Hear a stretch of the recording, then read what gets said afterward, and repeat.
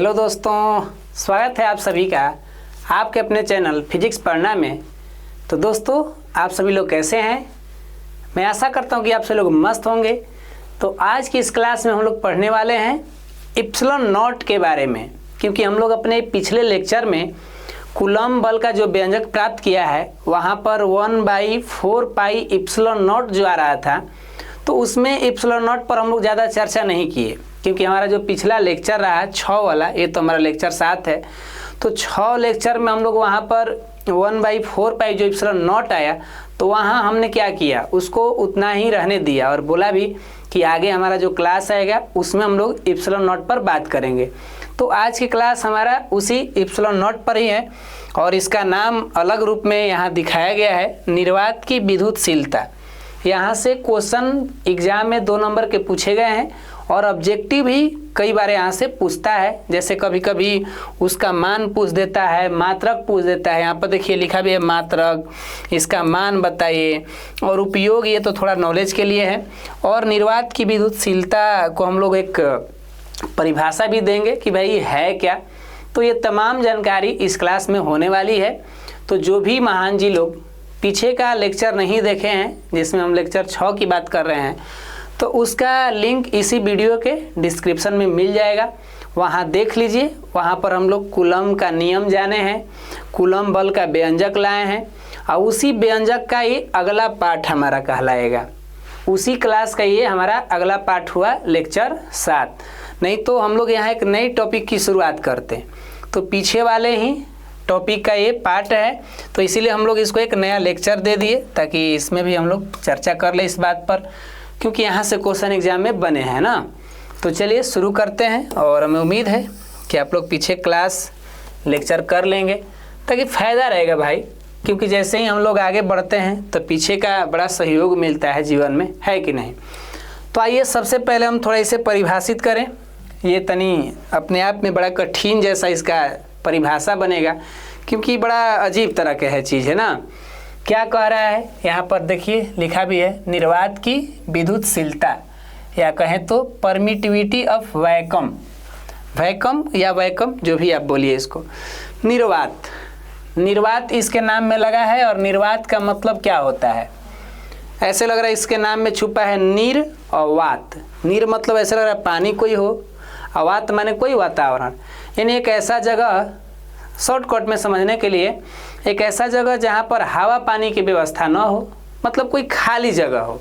अब हम तो यहाँ तो कह नहीं सकते यहाँ तो हवा है, यहाँ बहुत सारे धूल कण होंगे छोटे छोटे, तो हमारा तो वायुमंडल होगा नहीं। तो ऐसी कौन सी जगह होगी भाई, हो सकता है अंतरिक्ष हो, स्पेस हो, वहाँ पर ऐसा जगह मिले।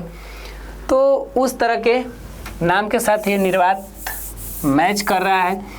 तो आइए हम लोग निर्वात की विद्युतशीलता को एक परिभाषा दें, ये क्या कह रहा है।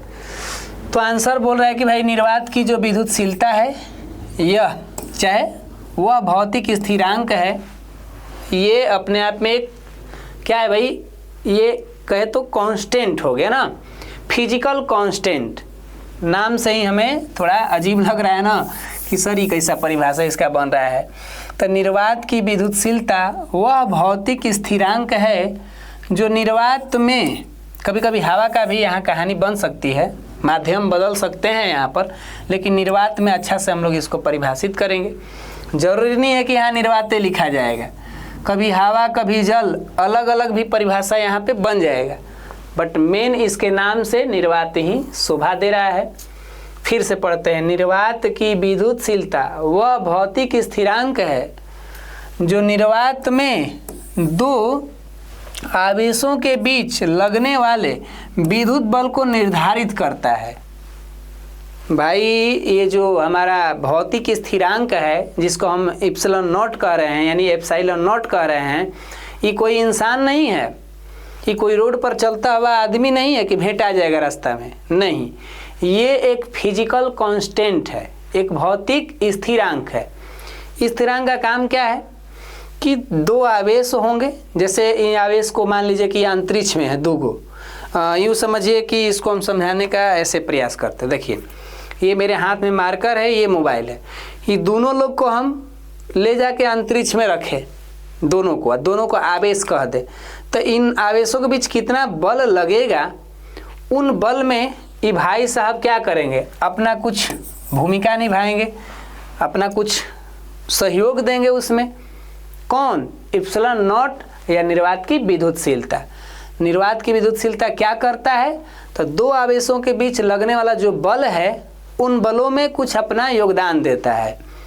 ये बल कहाँ लगेंगे, तो ये बल निर्वात में लगेंगे। तो हो सकता है कि ये आवेश को पानी के अंदर डाल के कोई देखे, कोई पानी में दो आवेश को रख दे, कहे कि अब बताओ तो अब बल कैसे लग रहा है। कहीं इन दोनों को हवा में ले जाके रख दिया, अब ये मोबाइल है या ये मेरा मार्कर है, इनको हम पानी के अंदर डाल दिए, ऐसे तो इसको नहीं डालेंगे तो खराब हो जाएगा। इन दोनों को डाल देंगे और देखेंगे कितना इन दोनों पर बल लग रहा है। तो इसकी भी हमारी जानकारी जो देगी, जिसका भूमिका रहेगा, वहाँ पर हमारी निर्वात की विद्युतशीलता का सहयोग रहेगा। अगर ये बात से समझ हमें बाउंस कर गया, क्योंकि बातें ही बड़ा कठिन है, एक और यहाँ पर बातें लिखी गई है दूसरे संबंध में।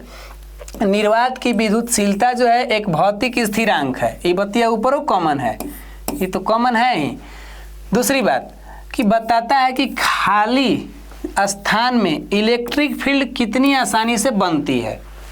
लीजिए यहाँ पर जो परिभाषा दिया इलेक्ट्रिक फील्ड के संदर्भ में, हम इसकी दो परिभाषा देख लिए, एक विद्युत बल के संदर्भ में देखें और एक इलेक्ट्रिक फील्ड के संदर्भ में देखें। ये क्या कह रहा है भाई कि खाली स्थान में इलेक्ट्रिक फील्ड कितनी आसानी से बन सकता है। यूँ समझिए कि आप जो है एक इलेक्ट्रिक फील्ड हैं, आप जो है एक इंसान जो इलेक्ट्रिक फील्ड है, इस फील्ड को हम किसी ऐसे माहौल में ले जाके रख दें, मतलब अपने दैनिक जीवन में समझाते हैं, हम ही मान लीजिए ना कि वो व्यक्ति हैं इलेक्ट्रिक फील्ड हैं, हमको एक ऐसे माहौल में रख दिया गया हो जहाँ के आसपास के लोग जो है सब नकारात्मक भरे हैं, सब डिमोटिवेट करने वाले हैं, तो उनका मेरे ऊपर प्रभाव पड़ेगा ना कि नहीं भाई चोर के नगरी है और वहाँ पे वो साधु बनना चाहता है, तो लोग उसको बनने देंगे क्या? बड़ा उसको मुश्किल होगा, लोगों का उसके ऊपर प्रभाव पड़ेगा, थोड़ा रुकावट होगी, है ना। तो वहीं जो रुकावट हो रही है उस रुकावट को भी हम कहाँ हिंट देंगे? इप्सिलॉन नॉट का हिंट देंगे। इसी एग्जाम्पल को पलट दीजिए, एक ऐसा माहौल मिल जाए कि सब लोग सपोर्ट कर रहे हैं कि ना भाई तुम बढ़िया कर रहे हो, नहीं तुम्हारी मेहनत हो रही है, ऐसा, तो फिर उस माहौल का प्रभाव पड़ा कि नहीं पड़ा? अब सकारात्मक मिल गया। मतलब ये बताता है खाली स्थान में इलेक्ट्रिक फील्ड कितनी आसानी से बन सकती है, क्या इसके ऊपर दबाव लगेगा, क्या इसको कोई सहयोग देगा। तो इन सब के पीछे की कहानी किसकी हो गई? वहीं हमारा निर्वात की विद्युतशीलता का। अब थोड़ा कठिन बात रहा है, अगर दैनिक जीवन में और अच्छा एग्जाम्पल देखा जाए, जैसे एक व्यक्ति पानी के अंदर तैर रहा है, पानी के अंदर तैर रहा है, तो उसके ऊपर पानी का दबाव लग रहा होगा ना, पानी उसको कुछ घर्षण कर रही होगी ना। एक आदमी हवा में दौड़ रहा है, बताइए, दोनों जगह पे दौड़ के देखिए, एक कोई पानी के अंदर दौड़े खूब हीरो बन के, एक वो हवा में दौड़े, तो दोनों में उसको कुछ आभास होगा। एक जगह पे खूब रेजिस्टेंस लगेगा, माने खूब उसके ऊपर प्रतिरोध होगा, एक जगह पे कम होगा। तो दोनों प्रभाव जो लग रहा है किस पे लग रहा है? उस दौड़ने वाले इंसान पर, उस दौड़ने वाले इंसान पर। तो वही प्रभाव जो लग रहा है, एक तरह का कोई मापेगा कि कितना प्रभाव लगा, पानी में ज़्यादा लगा हवा में कम लगा, तो वही प्रभाव भी एक तरह से क्या बन गया? निर्वात की विद्युतशीलता को हिंट दे रहा है कि हम ही हैं वो। अब हम भैया इससे ज़्यादा कुछ नहीं समझा पाएंगे, इतना हमको जानकारी रहा। अब हो सके तो आपको और ख़तरनाक तरीक़ा से कोई बताए, है ना। निर्वात की विद्युतशीलता को यहाँ से संकेत देते हैं, जैसे कुछ इस तरीक़ा का बना के ऐसे, और यहाँ पे एक जीरो जैसा डाल देते हैं। इसको बोलते हैं एप्सिलॉन नॉट, एप्सिलॉन नॉट, या इसको अलग अलग लोग उच्चारण कर सकते हैं, उनकी प्रोनाउंसिएशन है, वो जाने भैया कैसे बोलते हैं। हम जैसे बोले हम अपने हिसाब से सही बोले, ठीक है। तो एप्सिलॉन नॉट से सूचित करते हैं किसको? निर्वात की विद्युतशीलता को। कोई आपसे पूछ दे कि निर्वात की विद्युतशीलता का क्या संकेत है, तो उसको हम बोलते हैं एप्सिलॉन नॉट, ठीक है। अब हम आगे बढ़ेंगे और अगला हमारा यहाँ पर पॉइंट बनता है, इसका खुद का एक मान होता है। एप्सिलॉन नॉट का जो मान है वो कितना है सर?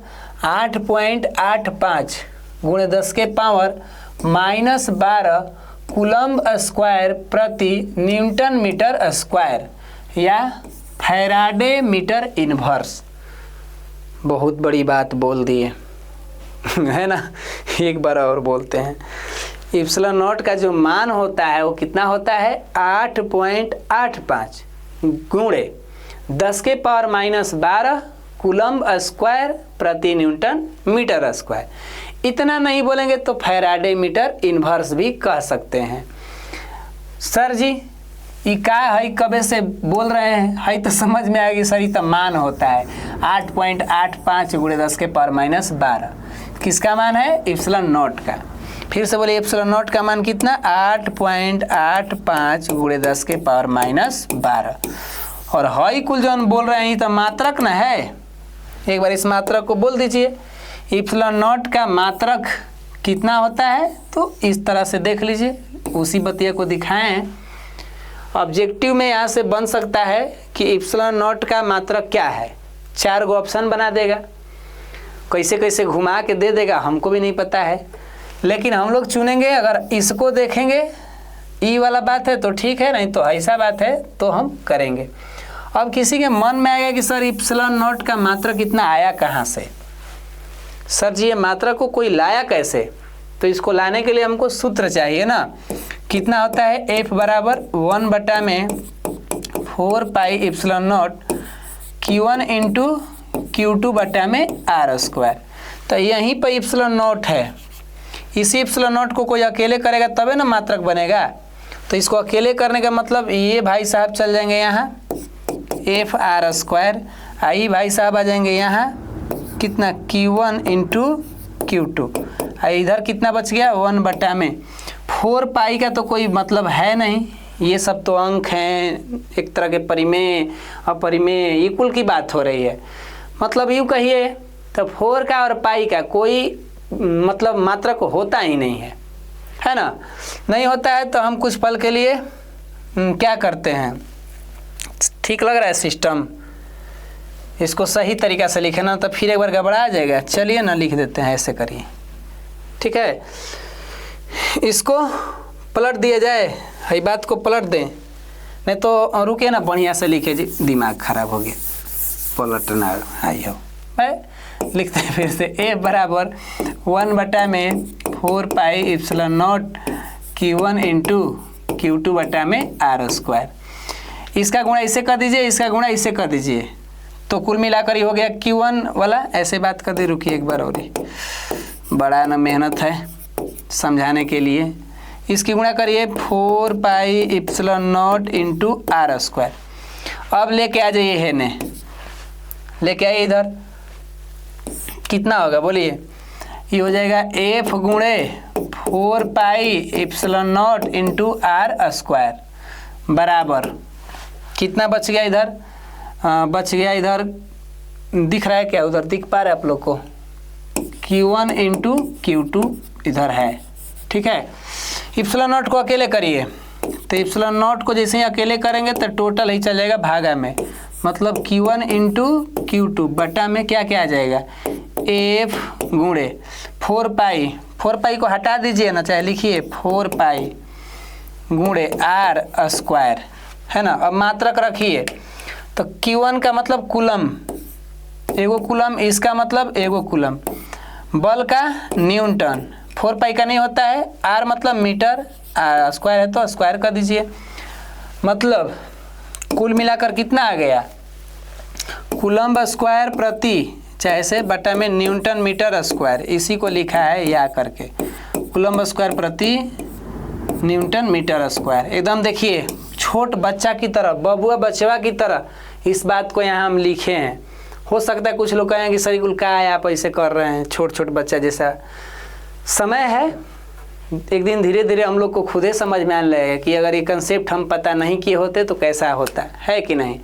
तो आप महाज्ञानी हैं, बढ़िया बात है, लेकिन हमको सबको देखना है ना।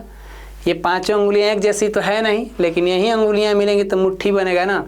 तो इसी में कोई व्यक्ति होगा जिसको ये गहराई से समझ में आया होगा।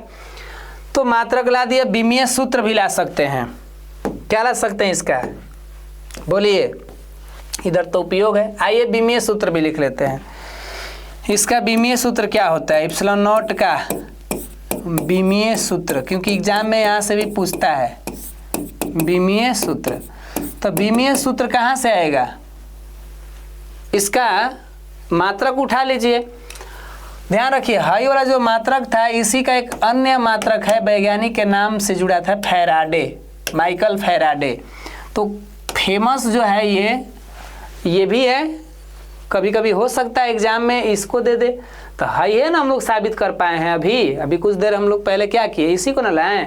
हाई कहाँ से आता है सर जी, तो ये भाई वैज्ञानिक के एक नाम से है, ये भी अपना एक खास मात्रक होगा इसका, इसे याद रखना होगा। अब इसको साबित करने का मतलब है, और ये थोड़ा दिमाग लगाएंगे हम लोग, तो उधर फिर कहाँ से हम लोग यहाँ लगाएं, आगे पढ़ेंगे तब तो, अभी तो हम लोग सब नहीं ना जान जाएंगे। तो लाइए यहाँ से ही इसका विमीय सूत्र बनेगा।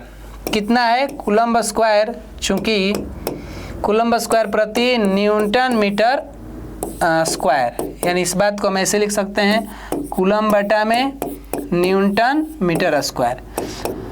कूलम्ब स्क्वायर माने इसका बीमा, कूलम्ब माने आवेश, आवेश का बीमा कितना होता है 80, आवेश का बीमा कितना होता है 80। स्क्वायर है तो स्क्वायर कर दीजिए, स्क्वायर करने का मतलब कुछ ऐसे कर दीजिए, है ना, बटा में न्यूटन, न्यूटन का बीमा क्या होता है भैया, बीमा सूत्र ml के पावर -2 गुणे मीटर स्क्वायर, मीटर में दूरी, दूरी का बीमा l का स्क्वायर हो गया यहाँ पर, है ना। क्लियर, बात मेरी समझ में आई तो हाँ बोलिए भाई, नहीं तो आगे बढ़ा जाए, क्या करें अब हम। चलिए तो है मिटा देना ये सब मिटाते हैं, अब वहाँ से कहानी बढ़ाई जाए। तो इसका स्क्वायर कर देंगे तो क्या हो जाएगा, a स्क्वायर टी स्क्वायर बटा में, बटा वाला लेके चलिए ना, ऊपर है, क्या दिक्कत है, लेके चलिए सबको। भागा वाला मान जब गुणा में जाएगा तो जाहिर सी बात है कि इसका जो भी पावर होगा सब चेंज हो जाएगा। m का पावर कितना हो जाएगा -1, क्योंकि यहाँ m पर कुछ नहीं है तो +1 छुपा है, l पे कुछ नहीं है तो +1 छुपा है, तो l के पावर -1, टी स्क्वायर है -2 में है तो t का यहाँ पावर स्क्वायर प्लस में हो गया, है जी l का स्क्वायर है तो यहाँ पर l के पावर -2 हो गया।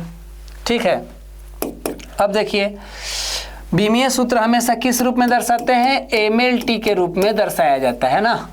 तो mlt, इसको लाइए आगे, कितना होगा m इनवर्स l, कहाँ l है सर जी, तो एगो l यहाँ पे है, एगो l यहाँ पे है, लेकिन पावर इन लोग का माइनस माइनस है तो l के पावर -3 हो जाएगा। समझा ना मेरा बात, -1 रुपया के हम उधारी लिए थे, -2 रुपया के और ही उधारी ले लिए तो -3 रुपये उधारी। t के बारे में सोचिए, टी स्क्वायर यहाँ पे है और टी स्क्वायर यहाँ पे है तो t के पावर 4 हो गया। अब बच गया a, तो a के स्क्वायर कर दीजिए, मतलब विमीय सूत्र आ गया m के पावर -1, l के पावर -3, t के पावर 4, a स्क्वायर। इसको हम लोग शॉर्टकट में कहते हैं मलता, मतलब mlta को हम शॉर्टकट में क्या बोलते हैं, मलता। और मलता कितना जी, मलता 1342, मलता 1342, समझ रहे हैं, मलता 1342, जहाँ पर 13 के लिए माइनस का संकेत दिखाएंगे, ऐसे समझने के लिए ना, मलता 1342। तो इस तरह से विमीय सूत्र हम लोग यहाँ पर कैसे आया देख लिए, इसका मान, इसका मात्रक टोटली हमारा क्लियर हो गया। अब एक नई जानकारी यहाँ से ये भी है कि इसका उपयोग कहाँ होता है, भाई एप्सिलॉन नॉट का उपयोग कहाँ करते हैं। तो अपने पढ़े आधार पे अभी तो हम लोग इसका उपयोग में देखेंगे क्या, विद्युत बल, अभी इसका उपयोग में देखेंगे तो विद्युत बल या कूलम्ब बल में देखें, विद्युत क्षेत्र भी हमें पढ़ना है, धारिता भी पढ़नी है, संधारित्र की धारिता, ये कौन सा सर नाम है, जो अभी पढ़ रहे हैं उनके लिए अलग नाम है, जो ऑफलाइन में पढ़े हैं वो व्यक्ति जान रहे होंगे कि सर क्या बता रहे हैं यहाँ पर। तो हमसे कोई पूछे कि एप्सिलॉन नॉट का उपयोग कहाँ करते हैं, तो हम बोलेंगे विद्युत बल में। कौन बल में सर जी, विद्युत बल में, कोमा, और कहाँ सर, विद्युत क्षेत्र में। ये सब आएगा आगे, ठीक है, पढ़ेंगे हम लोग कैसे विद्युत क्षेत्र में, धारिता में सर। इनमें से जिसको हम पढ़े हैं, जैसे अभी विद्युत बल को पढ़े हैं, तो इसी पे देखिए जैसे क्या होता है विद्युत बल का सूत्र, एफ बराबर 1/4πε0 Q1 इंटू Q2 बटा में R²। तो ये एफ के मान पर प्रभाव कौन डाल सकता है? ε0 डाल सकता है? नहीं डाल सकता है। देखिए तो इनके साथ संबंध कैसा है? एफ व्युत्क्रमानुपाती 1/ε0 है। जिस देखिए 1/ε0 है, कोई इग्नोर कर दीजिए, सबको इग्नोर कर दीजिए। तो हमको लग रहा है कि ε0 में इनके बीच जो संबंध दिख रहा है एक तरह से व्युत्क्रम का दिख रहा है, यानी ε0 के मान को अगर क्या किया जाए, बढ़ाया जाए, तो हमको लग रहा है कि यहाँ पर ये बल जो है भैया थोड़ा सा क्या होगा, यहाँ कम हो जाएगा, ऐसा लग रहा है इस समीकरण से देख करके। तो क्या विद्युत बल यानी एफ का मान इस मान के साथ कुछ तो प्रभावित होता होगा। इसी आधार पर ना परिभाषा लिखी गई थी, इसी आधार पर इसका पहला परिभाषा लिखा जाता। देखिए, निर्वात की विद्युतशीलता वह भौतिक स्थिरांक है जो निर्वात में दो आवेशों के बीच लगने वाले वैद्युत बल को निर्धारित करता है। मतलब जो बल लगते हैं उनको बारे में वो समझाता है कि क्या ये बल बढ़ रहे हैं कि घट रहे हैं कि क्या हो रहे हैं, तमाम ऐसी बातें कह रहा था। तो कुल मिलाकर के हम लोग आज की क्लास में इस चीज़ों को हम लोग समझें। ये हमारा रहा निर्वात की विद्युतशीलता का क्लास। तो हमें उम्मीद है कि क्लास ε0 पर आप लोगों को अच्छा से समझ में आया होगा। तो मिलेंगे आने वाले अगले लेक्चर में। तब तक के लिए आप सभी लोग मस्त रहिए, स्वस्थ रहिए। जय हिंद, जय भारत।